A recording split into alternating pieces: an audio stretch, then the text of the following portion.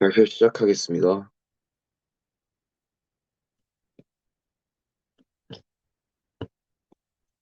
제가 이번 수학 심화 탐구 발표로 선택한 주제는 오일러 정리와 RSA 알고리즘입니다.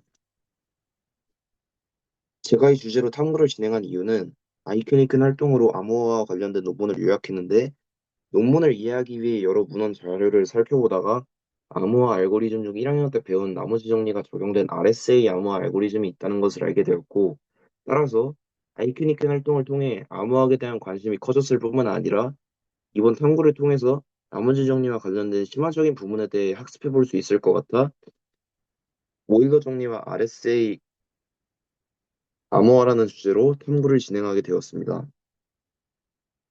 탐구 상세 내용은 우선 저는 나머지 정리와 오일러 정리에 대한 연관성을 한번 살펴보았습니다. 그러기 위해서는 합동식이라는 개념을 중간에 이용해야 했는데 나머지 정리란 x에 대한 다항식 fx를 몫으로 나눠 몫보다 한 차수 이하의 나머지를 구하는 식을 말합니다. 이때 이 식을 정수 중심으로 변형을 하면 합동식이라는 개념으로 변할 수 있는데 이때 여기 나와 있는 식처럼 A, 그 다음에 합동기호, B 모두 M으로 표시합니다. 이때 이 말은 A를 M으로 나눴을 때 B라는 나머지를 갖는다는 걸 의미하고 이러한 합동식의 대표적인 정리 중 하나가 오일러 정리라는 정리입니다.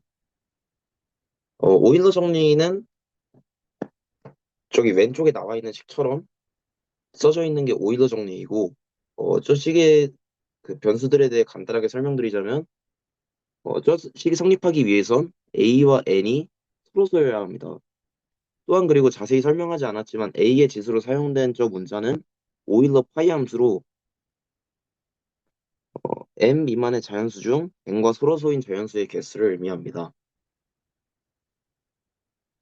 그래서 저는 이제 RSA 암호 알고리즘을 이 오일러 정리가 어떻게 사용되는지에 대해 살펴보면서 원리를 이해해 봤는데요. RSA 암호 알고리즘이 작동하기 위해서는 우선 공기키와 비밀키라는 것을 설정해 줘야 합니다.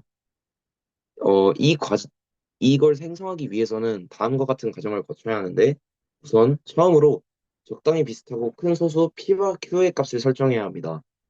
이후 P와 Q를 곱한 값을 통해 N의 값을 설정합니다.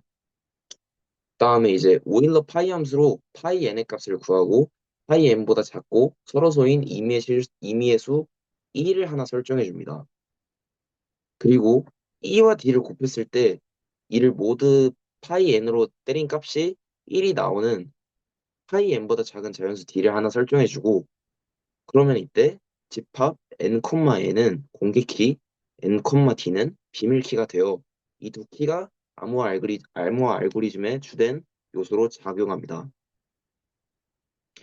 그래서 이제 암호화, 알- 암호화 알고리즘이 암호화와 복호화 과정에서 어떻게 작동하고 그리고 여기서 오일러 정리는 어떻게 사용되는지에 대해 알아보겠습니다.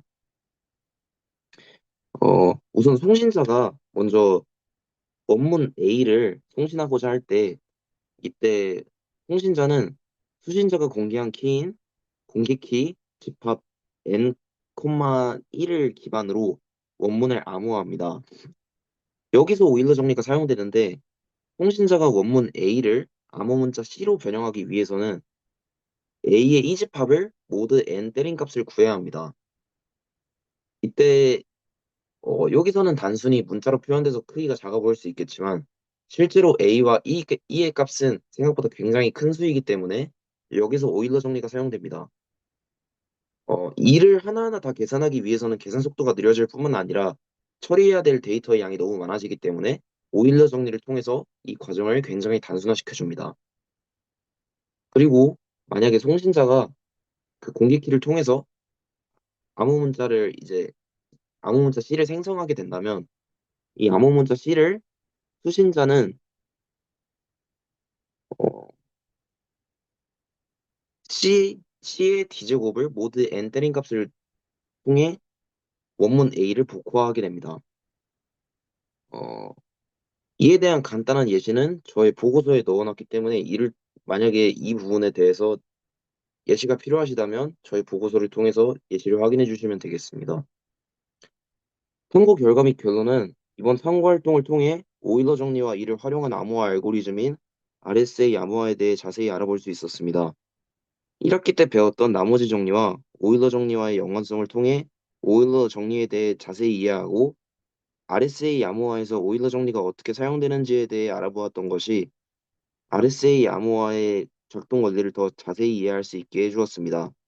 하지만 탐구를 하면서 잘 이해하기 어려웠던 부분이 있었는데 이는 원문이 A이고 초기 설정값이 n값인데 이 두 값이 서로 소가 아니라면 오일러 정리를 어떻게 적용하는지에 대한 의문이었습니다. 애초에 오일러 정리를 적용하려면 두 수 자체가 서로 소이어야 했기 때문입니다. 그래서 관련 내용에 대해 더 조사해 보니 이를 해결하기 위해서는 패딩이라는 과정을 통해 원문을 변형해 주거나 원문이 될 수 있는 수의 범위를 설정해 줌으로써 제가 우려한 바와 같은 상황이 일어나지 않게 하는 방법을 사용한다는 것을 알게 되었습니다. 지금까지 발표 들어주셔서 감사합니다.